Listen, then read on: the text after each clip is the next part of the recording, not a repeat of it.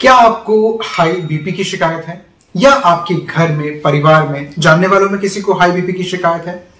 अगर है तो आज का हमारा ये इंफॉर्मेटिव वीडियो ब्लॉग इसी से जुड़ा हुआ है और ये आपको काफी मदद करने वाला है ऐसे हाई बीपी कंडीशंस को मैनेज करने में, उनकी कंडीशंस को इंप्रूव करने में।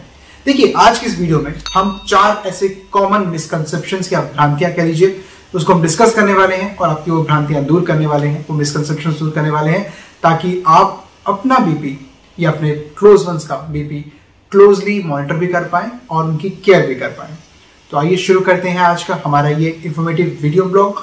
और अगर आपने सब्सक्राइब नहीं किया है तो ऐसे ही बहुत सारे और इंफॉर्मेटिव वीडियोस के लिए सब्सक्राइब जरूर कर लें।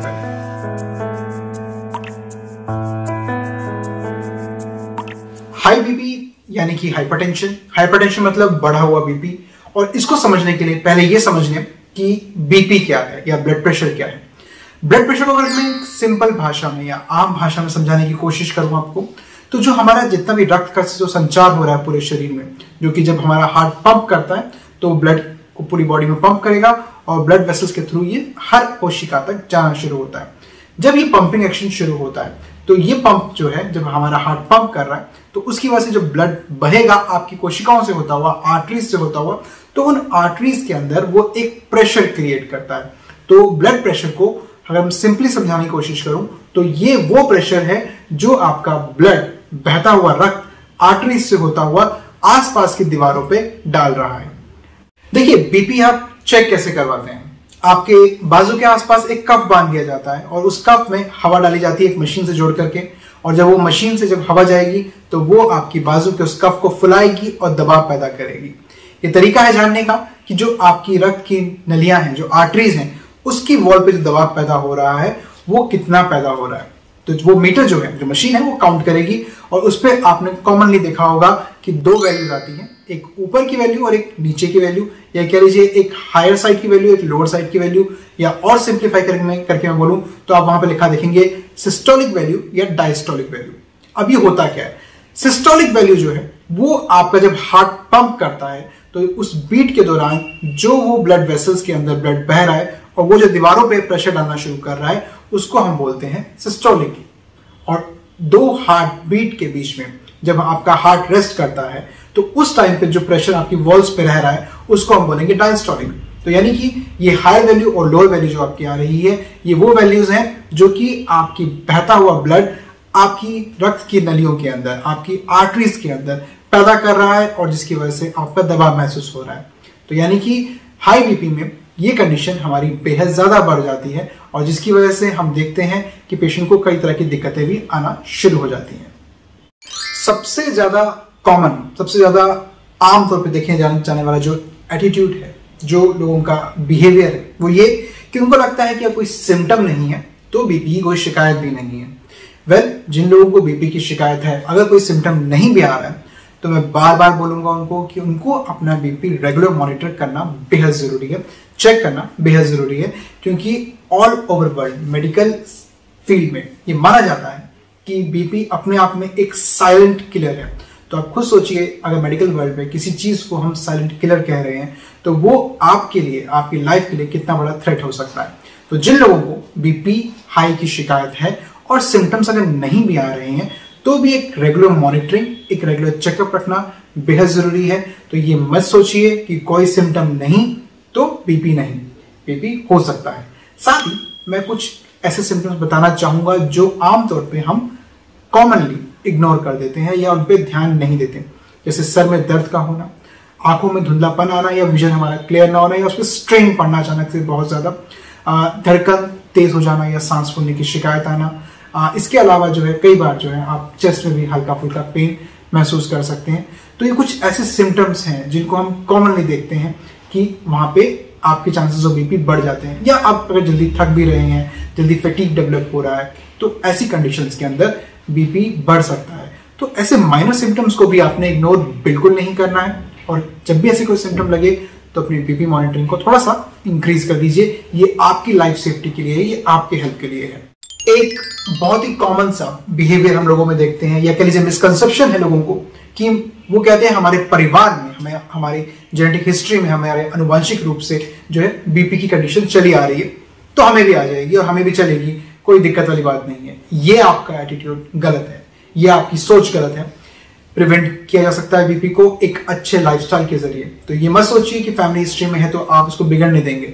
अगर आपने एक अच्छा लाइफस्टाइल मेंटेन किया तो आप इसको बहुत अच्छे से प्रिवेंट कर सकते हैं। अब इसी में ये भी समझ लेते हैं कि आखिर बीपी बढ़ता क्यों है या किन वजहों से हमारा बीपी इंक्रीज हो सकता है।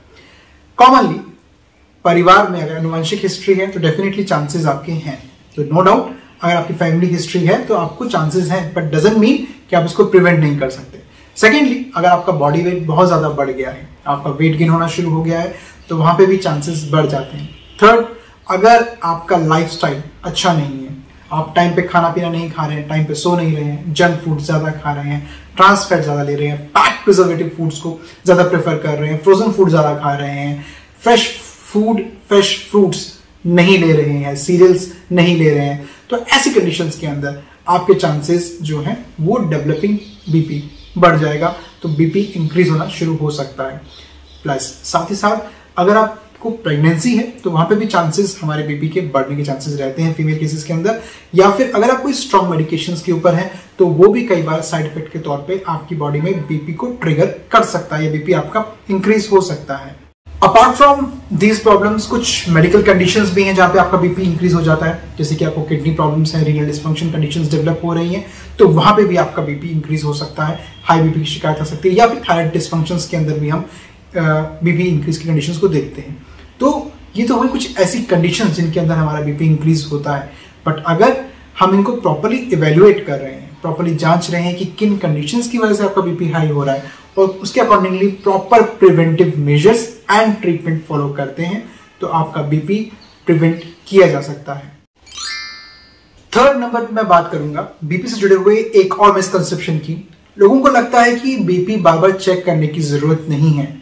वेल, हम बार बार कहते हैं, हमेशा कहते हैं, जहां बीपी इश्यूज हैं वहां मॉनिटरिंग रिक्वायर्ड है। और मॉनिटरिंग करेंगे कैसे? बीपी चेक करके ही मॉनिटरिंग हो सकता है ना। तो मॉनिटरिंग करना बेहद जरूरी है और बीपी चेक करना बेहद जरूरी भी है, क्योंकि आपकी बॉडी का बीपी कभी भी एक टाइम पे एक सा नहीं रहेगा। 24 घंटे के अंदर भी आपका बीपी लगातार चेंज होता है। वो आपके दिन भर की एक्टिविटीज, रेस्ट प्लस एक्सर्शन के अकॉर्डिंगली अपने आप को बदलता रहता है, कम ज्यादा होता रहता है। तो वैसे ही आपका बीपी जब चेंज हो रहा है तो आपको उसका एक मॉनिटरिंग पैटर्न नोट करना बेहद जरूरी है। ये आपके लाइन ऑफ एक्शन यानी कि आपके ट्रीटमेंट लाइन ऑफ एक्शन को भी हेल्प करता है मॉनिटर करने में। कैसे? क्योंकि जब आप मेडिसिन खा रहे हैं, जो आप ट्रीटमेंट ले रहे हैं, जो आप प्रिकॉशंस रख रहे हैं, उसकी वजह से आपकी बीपी में बेहतरी हो रही है या नहीं, और उसके अकॉर्डिंगली आगे नेक्स्ट प्लान ऑफ एक्शन क्या होना चाहिए, किन वजहों पे हमें और ध्यान देने की जरूरत है, ये जानने के लिए ये बहुत जरूरी है कि हमारे पास एक चार्ट हो, एक डाटा हो, जिसमें हम चेक कर सकें कि आपका बीपी का स्टेटस क्या रहता है। तो यस, बीपी को रेगुलर इंटरवल्स पे चेक जरूर रखिए। इससे आपका मेंटेनेंस ऑफ जो डाटा है वो आपके ट्रीटमेंट मेंटेनेंस में हमें काफी हेल्प करता है। तो ये बिल्कुल मत सोचिए कि बीपी को रेगुलर मॉनिटर करने की जरूरत नहीं है या बीपी रेगुलर चेक नहीं करना चाहिए। बीपी को जहां पे हाई इंक्रीज हो रहा है और स्टेबलाइज नहीं हो पा रहा है, तो वहां पे बेहद जरूरी है कि हम उसको प्रॉपर्ली मॉनिटर करें, यानी कि बीपी चेक एक इंपॉर्टेंट पॉइंट है, इसको इग्नोर नहीं करना है और एक रेगुलर मॉनिटरिंग के साथ इसको हम जल्दी रेडिकेट या जल्दी कंट्रोल या जल्दी प्रिवेंट कर सकते हैं।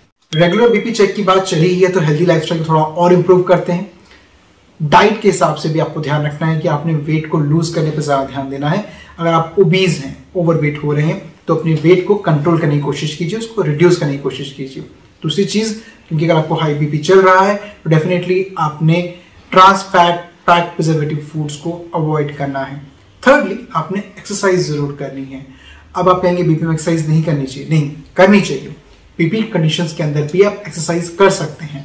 आप हैवी एक्सरसाइज नहीं कर सकते। हमारा पर्पस होता है एक्सरसाइज का बॉडी के सर्कुलेशन को इंप्रूव करना, ना कि उसके अंदर प्रेशर को बहुत ज्यादा हाई लेवल में बिल्ड कर देना। अगर आप रेगुलर एक्सरसाइज कर रहे हैं, अनुलोम विलोम कर रहे हैं, कपालभाति कर रहे हैं, वॉक, नॉर्मल वॉक कर रहे हैं, एक रेगुलर बेसिस जब आप करेंगे तो आपकी बॉडी का स्टेमिना इंप्रूव होगा, बॉडी में ऑक्सीजन लेवल इंप्रूव होगा, बॉडी का सर्कुलेशन और बेहतर होगा। तो आपको एक्सरसाइज करनी है on regular basis. Plus diet के अंदर सीरियल्स को, आपकी ग्रेन्स को ऐड कीजिए, वेजिटेबल्स को ऐड कीजिए, ग्रीन वेजिटेबल्स ऐड कीजिए, पैक्ड प्रोसेस्ड फूड्स अवॉइड कीजिए। जितना हो सकता है टी, कॉफी, इनको कम से कम रखिए, बिकॉज ये सडनली बूस्ट करते हैं आपकी बॉडी के अंदर सर्कुलेशन को और ये आपके बीपी को ट्रिगर कर सकता है, बढ़ा सकता है।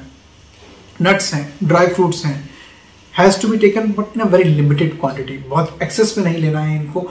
इनसे हमारे इंपॉर्टेंट मिनरल्स आते हैं जो बीपी रेगुलेशन में हेल्प करते हैं, पर बहुत एक्सेस में नहीं खाना है। लीजिए पर लिमिटेड क्वांटिटी के अंदर रखिए। मेंटल स्ट्रेस को अवॉइड कीजिए। अल्कोहल इंटेक कट डाउन कर दीजिए, अवॉइड कीजिए। सिगरेट स्ट्रिक्टली बंद कर दीजिए। इसके अलावा ज़रूरी है कि आप अपने वाटर इंटेक को बढ़ाएं। जितना वाटर इंटेक अच्छा रहेगा उतना ही आपके ब्लड सर्कुलेशन के अंदर सॉल्ट्स का बैलेंसेस को इंप्रूव करने में हेल्प मिलती है। यूरिन आउटपुट बेटर होना शुरू होता है। सॉल्ट इम्बैलेंसेस को मेंटेन कर पाते हैं, इंप्रूव कर पाते हैं, डिसबैलेंसेस को अवॉइड कर पाते हैं। स्वीट्स को अवॉइड कीजिए, चॉकलेट्स अवॉइड कीजिए। अब ये सब चीजें जो आपको बता रहे हैं इनका बेसिक पर्पज यही है कि आपके लाइफस्टाइल सिस्टम को इंप्रूव करना। देखिए बीपी आपके लाइफस्टाइल से बहुत हद तक जुड़ा हुआ है। तो हाई बीपी रहने का मतलब यही है कि कहीं ना कहीं आप अपने लाइफस्टाइल के अंदर भी कुछ कमी रख रहे हैं जिसकी वजह से आपका बीपी बढ़ रहा है।